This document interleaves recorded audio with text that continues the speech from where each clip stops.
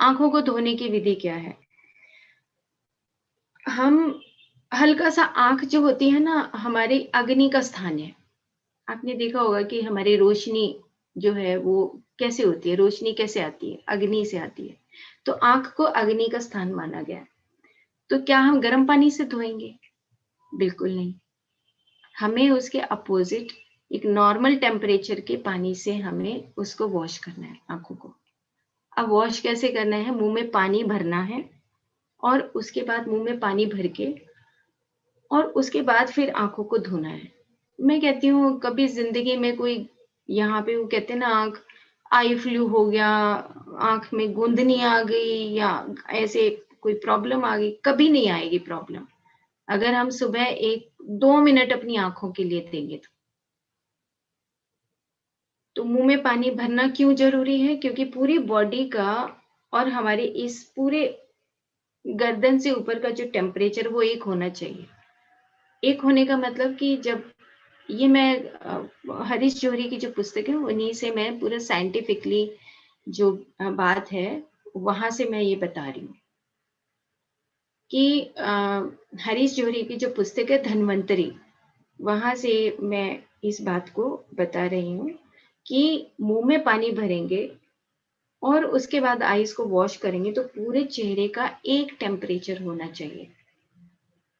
इसीलिए कई बार हम होता है कुल्ला तो हम गर्म पानी से कर लेते हैं और आँखें हम कई बार ठंडे पानी से धोते हैं, कभी-कभी गर्म पानी से ही धो लेते हैं। लेकिन अग्नि का स्थान है इसीलिए हमें आँखें अपनी नॉर्मल टेम्परेचर के पानी से ही धोनी चाहिए।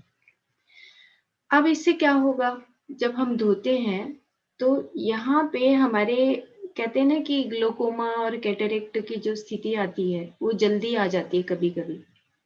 तो ग्लूकोमा में क्या होता है कि हमारी आँखों का जो प्रेशर होता है, वो ऑटोमेटिकली नॉर्मल रहता है।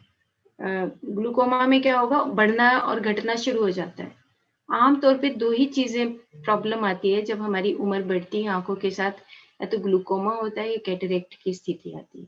कैटरेक्ट एक नॉर्मल स्थिति है, जैसे-जैसे हम जाएँगे कैटरेक्ट भी लेट आ सकता है अगर हम अपनी आँखों पे ध्यान दें तो। ग्लूकोमा बहुत थोड़ी-सी डेंजरस प्रोसेस है क्योंकि उसमें ऑपरेशन बहुत मुश्किल से होता है, ऑपरेशन होता है तो वो फिर बैलेंस्ड नहीं रहता, क्योंकि उसमें प्रेशर रहता है हमारी आँखों का। वो क्यों रहता है? कभी-कभी ज़्यादा पानी हो गया, उसमें फ्लूइड हो गया तो हमें दिखना कभी-कभी कम हो जाता है, कभी-कभी फ्लूइड बढ़ गया, तो हमारा वो जो लेंस होता है उसमें डिस्टर्बेंस आनी शुरू हो जाती है। अगर हम डेली आँखें धोते हैं प्रॉपरली तो उसके जो हमारे यहाँ पे एक छेद आपने देखा होगा जब हम कभी-कभी रोते हैं, कभी-कभी खुशी के आँसू निकलते हैं, कभी-कभी दुःख के आँसू निकलते हैं, तो यहीं से निकलते हैं। वो पोर जो है, वो पोर खुला रहता है, उसके अंदर एक जो नेचुरल साइकिल है, वो चलता रहता है।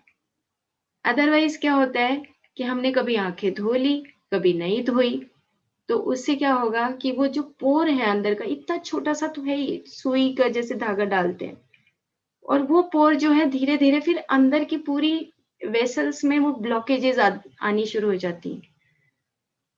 तो उसी की वजह से हमारी जो आँखों का प्रेशर है, वो कभी कम हो गया, कभी ज़्यादा हो गया।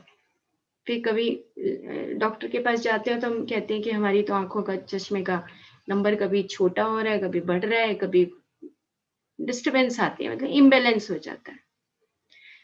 इसीलिए 2 मिनट, 3 मिनट अपनी आँखों के लिए ज़रूर से ज़रूर देना है। 2 मिनट नाक के लिए देना है, 2 मिनट मुँह के लिए देना है, बस। कभी आँखों की कोई प्रॉब्लम नहीं आएगी। आम तौर पे जो आई फ्लू और ये बच्चों में हम देखते हैं कि यहाँ पे वो छोटी-सी गाँठ हो गई, कभी यहाँ हो गई, ये उन्हीं बच्चों को होती है जो बच्चों को आँख नहीं धोते जो।